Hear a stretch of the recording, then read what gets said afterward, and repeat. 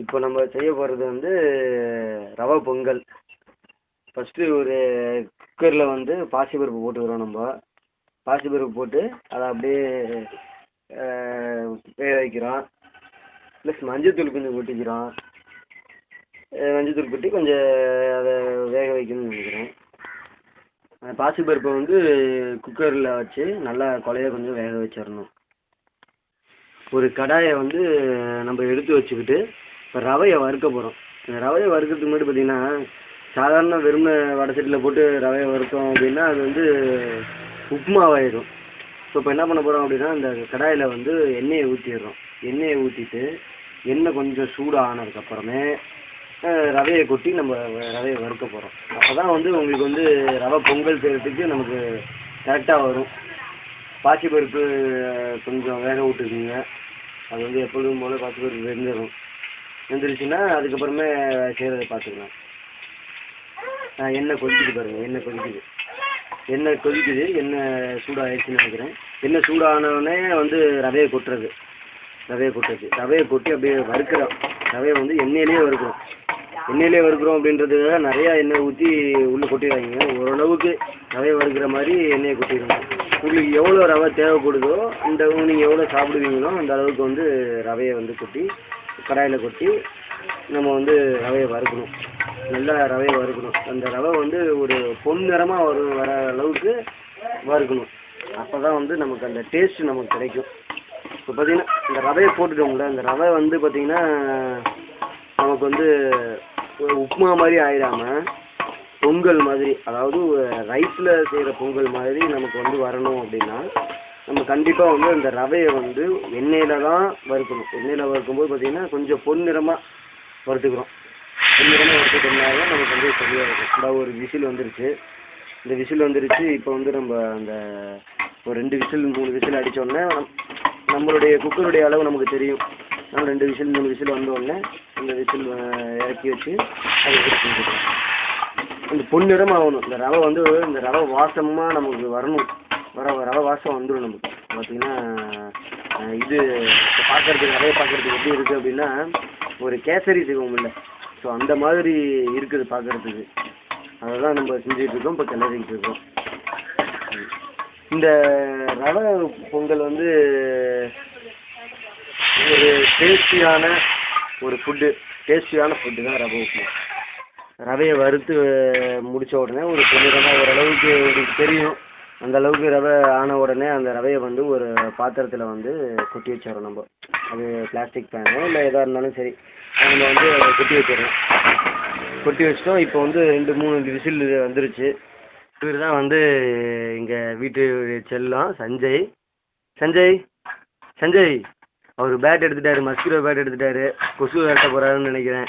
இவர் தான் வந்து இந்த சமையலோட மேற்பார்வையாளர். சமையல் வந்து எப்படி செய்கிறாங்க அப்படின்ற வேலையெல்லாம் அவர் தான் வந்து பார்ப்பார். அதே மாதிரி பார்த்திங்கன்னா எந்த சாப்பாடாக இருந்தாலும் அவர் டேஸ்ட் பண்ணிவிட்டு அதுக்கப்புறம் தான் வந்து டேஸ்ட் பண்ணிவிட்டு பார்க்குறாருங்க. விசில் சவுண்டு கேட்டால் அவர் கொஞ்சம் பயப்படுவார். அதனால் விசில் சவுண்டுனால பார்த்துட்ருக்காரு என்ன செய்கிறாங்க அப்படின்ட்டு பேசுகிறாரு. இப்போ வந்து பார்த்திங்கன்னா இந்த நம்ம வந்து ஓப்பன் பண்ணியாச்சு. அந்த பாசிப்பருப்பு வந்து வெந்துருச்சுன்னு நினைக்கிறேன். ஓப்பன் பண்ணிட்டோம். ஒரு 3 விசில் வந்துச்சு. 3 விசில்லே வெந்திருக்கும். அந்த பாசிப்பருப்பை வந்து வெந்த உடனே அந்த பாசிப்பருப்பை எடுத்து வச்சிடுறோம். ஓகேவா? அதுக்கப்புறம் பார்த்திங்கன்னா கொஞ்சம் ஒரு 2 மிளகாய், பச்சை மிளகாய், கொஞ்சம் கருவேப்பிலை அதை எடுத்து வச்சுக்கணும். ஏன்னா அதை வந்து நம்ம வறுக்கணும். அதுக்காக தான் நம்ம அதை எடுத்து வச்சுக்கணும். ஓகேங்களா?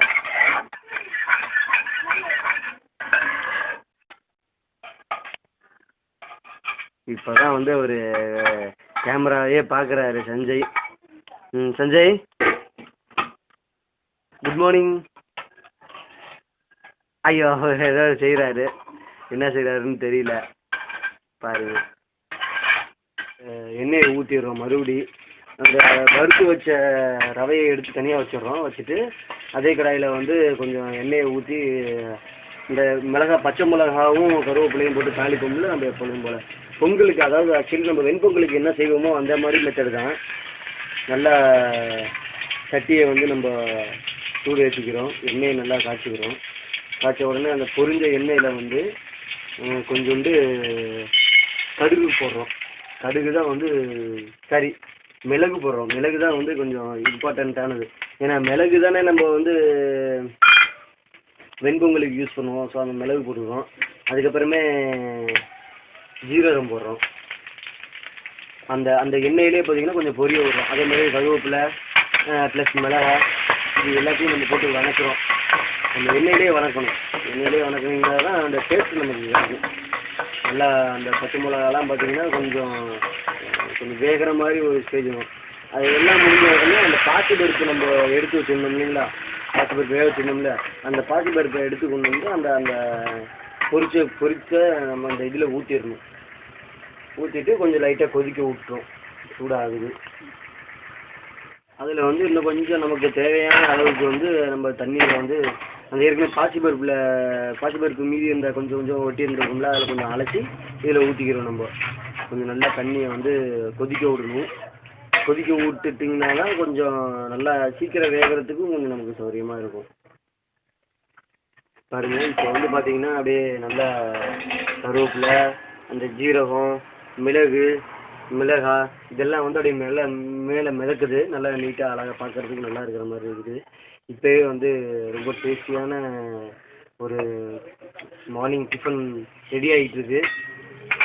எனக்கு பிடிச்சதுலே, என்னோடய ஒய்ஃப் செய்கிறதுலே எனக்கு ரொம்ப பிடிச்சதுன்னா இந்த ரவை பொங்கல் அப்படின்றத நான் சொல்லுவேன்.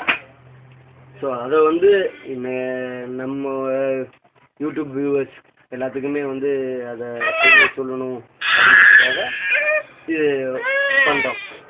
நம்மளுடைய இதில் டேஸ்ட் கொடுக்கக்கூடியது எது அப்படின்னா உப்பு தான், சால்ட்டு. நம்ம தேவையான அளவுக்கு நம்ம வந்து சால்ட்டு சேர்த்துக்கணும்.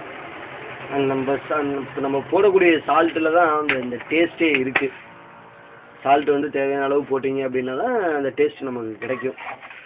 ஸோ அதனால் அது சமையல் செய்கிறவங்க எல்லா வீட்லேயும் தெரியும் சால்ட்டு எவ்வளோ போடணும் அப்படின்ற மாதிரி. ஸோ தேவையான அளவு சால்ட் போட்டுக்கணும். சால்ட்டு போட்டு நல்லா கலக்கிட்டீங்க அப்படின்னா அதுக்கப்புறம் கொஞ்சம் டேஸ்ட் பண்ணி பார்க்கலாம். அந்த உப்பு சரியாக இருக்குதா அப்படின்ற மாதிரி.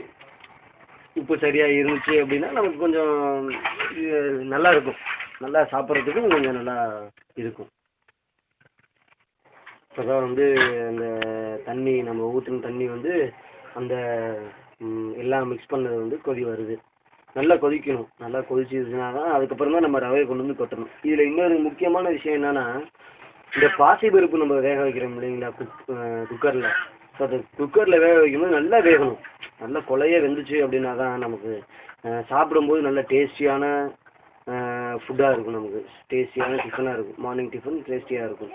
ஸோ இதை வந்து நம்ம மார்னிங்கில் மட்டும் சாப்பிட்ணுன்னு கிடையாது. நம்ம மார்னிங்லேயும் சாப்பிட்டுக்கலாம், நைட்டு சாப்பிட்றவங்களும் சாப்பிட்டுக்கலாம். நைட் டிஃபனாகவும் குக் பண்ணிக்கலாம். 2 மினிட்ஸில் ரெடி ஆயிடும். ரவை பொங்கல் பார்த்திங்கன்னா ரொம்ப நேரம் வந்து நமக்கு டைம் ஸ்பெண்ட் பண்ணணும் அப்படின்னு அவசியம் இல்லை. இப்போது சாதாரணமாக ஒரு இட்லி செய்யணும் அப்படின்னாவே வந்து நம்ம இட்லி குக்கரில் மாவு ஊற்றி அது கொஞ்சம் லேட்டாகி அந்த டைமிங் கூட இருக்காது. ஏன்னா அதுக்கு தனியாக நம்ம வந்து சட்னி இது மாதிரி ஏதாவது செய்யும். இதுக்கு சாதாரண சைடிஷ் வந்து சாதாரண ஊறுகாய் தொட்டுக்கிட்டா கூட நல்லா அவ்வளோ டேஸ்டியாக இருக்கும். அதே மாதிரி இதுக்கு பார்த்தீங்கன்னா தேங்காய் சட்னி சாப்பிட்டிங்கன்னா அது ரொம்ப ரொம்ப டேஸ்டியாகவும் நமக்கு வந்து அது டேஸ்டியாக எடுத்து கொடுக்கும் நமக்கு சாப்பிட்றதுக்கு. இப்போ கொதி வந்துருச்சு. இதில் வந்து நம்ம வறுத்து வச்ச ஏற்கனவே எண்ணெயில் வறுத்து வச்ச அந்த ரவையை வந்து கொட்டுறோம். கொட்டி நல்லா கிண்டணும். அதை வந்து கட்டி விழுவாத மாதிரி பார்த்துக்கணும். நம்மளே கொட்டிக்கிட்டே வந்து அதை கொஞ்சம் அப்படியே லைட்டாக கிண்டினீங்கன்னா தான் வந்து கட்டி விழுவாது. நமக்கு கொஞ்சம் டேஸ்டியாகவும் இருக்கும். அதை பார்த்துக்குறோம். கொட்டிடுறோம். அந்த ரவையை கொட்டிக்கிட்டு நம்ம கிளற ஆரம்பிச்சிடுறோம். ஸோ இந்த ரவையை கொட்டின உடனே இந்த ரவை வந்து தண்ணி வந்து இவ்வளோ இருக்க தண்ணி வந்து இதாகணும், சுண்டணும். தண்ணி சுண்டுற வரைக்கும் நம்ம வச்சுக்கணும். ஸோ அவ்வளோதான். இது வந்து கடைசியில் பார்த்திங்கன்னா இந்த ரவையை கொட்டிட்டு தண்ணி சுண்டிடுச்சு அப்படின்னா நமக்கு வந்து டேஸ்டியான ஒரு மார்னிங் டிஃபனும் இல்லை நைட்டு டிஃபனும் வந்து ரெடி. ரவா பொங்கல் வந்து பார்த்திங்கன்னா சூப்பராகவும் நல்லா டேஸ்டியாகவும் இருக்கும். இதில் என்னென்னா நம்ம நல்லா கிண்டிடணும். தண்ணி கொஞ்சம் சுண்ட வைக்கணும். அதுக்காக ரொம்ப சுண்ட வச்சிடாதீங்க. ரொம்ப சுண்ட வச்சுட்டிங்க அப்படின்னா வந்து பொங்கல் மாதிரி தெரியாது. ஏதோ கொஞ்சம் இதாகிற மாதிரி இருக்கும். அதனால் ஓரளவு கொஞ்சம் கொலன்னு எடுத்தீங்க அப்படின்னா வந்து அதுக்காக ரொம்ப கொலன்னு எடுத்துடக்கூடாது. ரொம்ப சுண்டவும் வைக்கக்கூடாது. நீங்கள் ஓரளவு உங்களுக்கு தெரியும் ஒரு நிதானம் வந்து உங்களுக்கு தெரியும். ஸோ அந்த அளவுக்கு வந்த உடனே அந்த தண்ணி வந்து சுண்டின உடனே நம்ம வந்து பொங்கலை இறக்கிற அப்படி தான். ஸோ அவ்வளோதான். நல்லா ஒரு கிளறிடுங்க. அப்போ தான் வந்து நமக்கு வந்து இந்த கட்டி விழுவாமல் இருக்கும். கட்டி விழுவாமல் இருந்துச்சு அப்படின்னா நமக்கு கொஞ்சம் டேஸ்டியாக கிடைக்கும். டேஸ்டியான ஃபுட்டு கிடைக்கும். கட்டி விழுந்துச்சு அப்படின்னா அந்த இடத்துல நடுவில் நம்ம தண்ணியை எடுத்து வைக்கிற மாதிரி இருக்கும். கட்டி விழுவாமல் கொஞ்சம் கிண்டணும். அதுதான் நமக்கு பதம் தெரியும்ல. நம்ம ரவை உப்புமா செய்வோம்ல. ஸோ அதே மாதிரியே வந்து கட்டி விழுவாமல் கொஞ்சம் பார்த்துக்குங்க. அவ்வளோதான். நல்லா சுண்டிருச்சுன்னு நினைக்கிற தண்ணி சுண்டிருச்சு, நல்லா கொதிக்குது. ஓரளவுக்கு ரொம்ப கட்டியாகவும் இல்லாமல் ரொம்ப கொலன்னு இல்லாமல் ஓரளவுக்கு சுண்டனாப்பில் தண்ணி சுண்டிருச்சு. இப்போது வந்து ரவா பொங்கல் ரெடி ஆகிடுச்சு. ஸோ இது பார்த்தீங்கன்னா மேக்ஸிமம் பார்த்தீங்கன்னா இந்த வெளியிலலாம் வந்து கடையிலலாம் எங்கேயுமே கிடைக்காது. ரவா பொங்கல் வந்து கிடைக்கிறது கொஞ்சம் கஷ்டம். வெண்பொங்கல் நமக்கு கிடைக்கும். ஆனால் அதே மாதிரி ரவா பொங்கல் கிடைக்கிறது நமக்கு கொஞ்சம் கஷ்டம் தான். நீங்கள் ரவையை ஃபஸ்ட்டு செய்யும்போது பார்த்தீங்கன்னா ரவையை வறுக்கும்போது எண்ணெய் ஊற்றி தான் வறுத்தாகணும். எண்ணெயை ஊற்றாமல் நீங்கள் வறுத்துட்டீங்க அப்படின்னா வந்து நமக்கு அந்த டேஸ்ட்டு கிடைக்காது. நம்ம சாதாரண உப்புமா சாப்பிட்ற மாதிரி ஆகிடும். ஸோ அதனால் எண்ணெயை ஊற்றி வருங்க. அதுதான் ரொம்ப இம்பார்ட்டண்ட்டு. ரெடி ஆகிடுச்சுன்னு நினைக்கிறேன்.